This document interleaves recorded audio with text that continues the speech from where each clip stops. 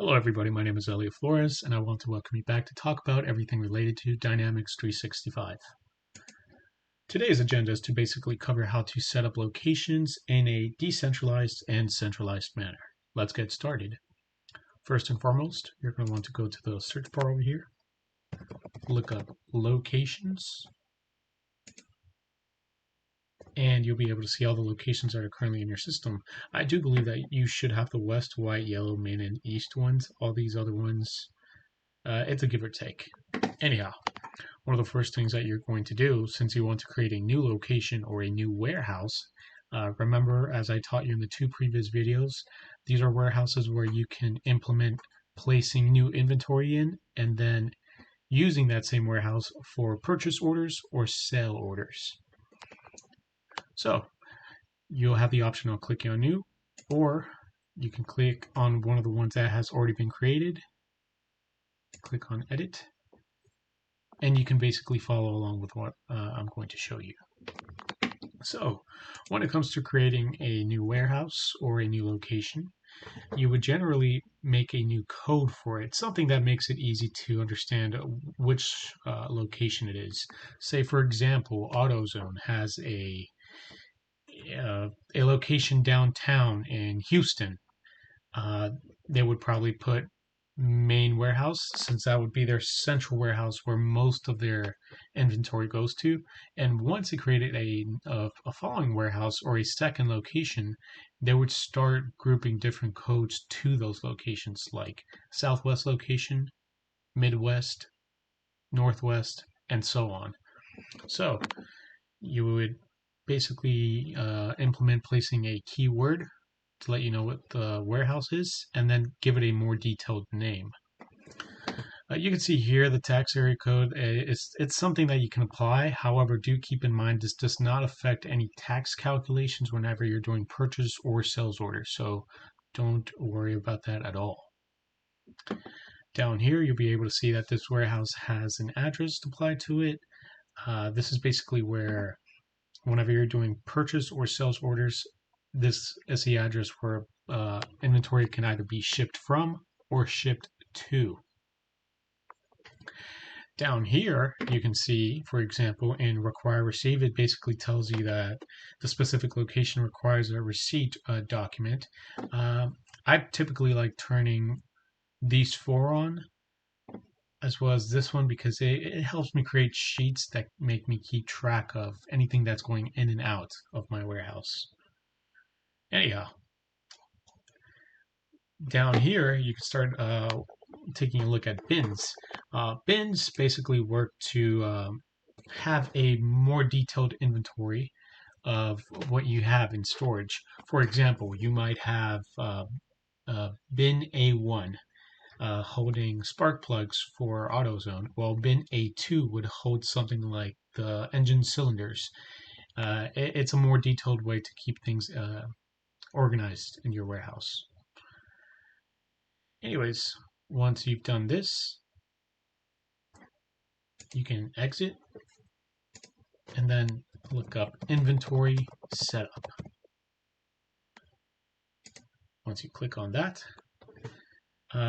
typically this is the only thing it'll show. Make sure it says show more, and you can start taking a look at more things related to your warehouse. For example, outbound warehouse handling time. This basically lets you know how long does it take for you to actually handle and begin to ship out certain items from your inventory.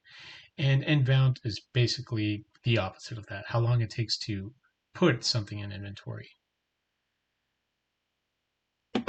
Now, when it comes to locations, toggling this on basically means that whenever you, for example, purchase a new item, it is mandatory that you will have to put it in a warehouse/location. It's basically keeping you accountable when it comes to keeping track of your inventory.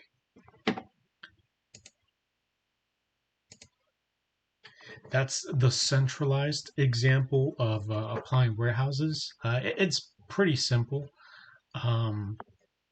This is basically related to your own warehouse and how you basically like to receive certain items, and it's one of the first steps before focusing on decentralized warehousing. For this following part, you'll be looking up customers. So for customers, you'll be able to look over here where it says location code. Now, do keep in mind, if you were to edit that location code, let me see, location code, there you go. So where it says shipping, like I showed you before, that was a centralized method when it comes to your warehousing or locations. It's how you typically receive items. When it comes to decentralized, in this case, you'll be applying location codes to either customers or vendors. And it's pretty useful because whenever you're per se purchasing or selling an item, in this case, you have a customer. Whenever you sell an item to this customer, let's say his name is Joe, if you pick the main warehouse, it'll automatically grab said item that you sell to Joe from the main location or the main warehouse. On the other hand, when you're doing a transaction with a vendor and purchasing something from them, let's say we want to edit this. Editing their location code will basically make it so that whenever you purchase an item from them, you'll receive it in that specific warehouse. Now, do keep in mind, when it comes to warehousing, it's always important to have at least one warehouse set up. And that's important because whenever you're creating purchases or sales, those items will go specifically to that warehouse. Now, as you do begin to expand on your repertoire, setting up specific locations with their addresses and other details will allow you to create a more malleable sort of a shipping and receiving relationship with both vendors and customers. So it truly depends on how detailed you want to be and how you like to keep things organized in your business or company. If you per se want to get rid of inventory in the main warehouse first, that's what you would do is basically make it the automatic or default warehouse for customers.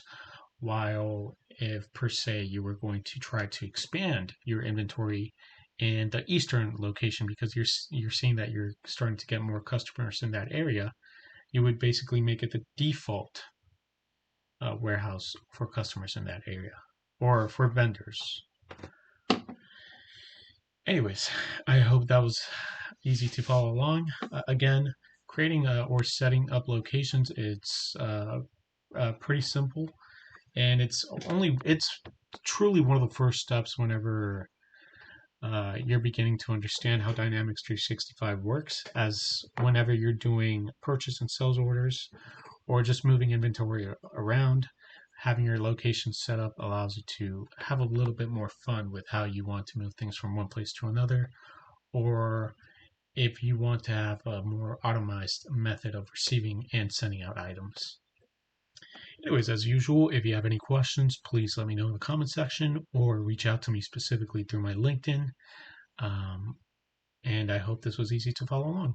Have a nice day.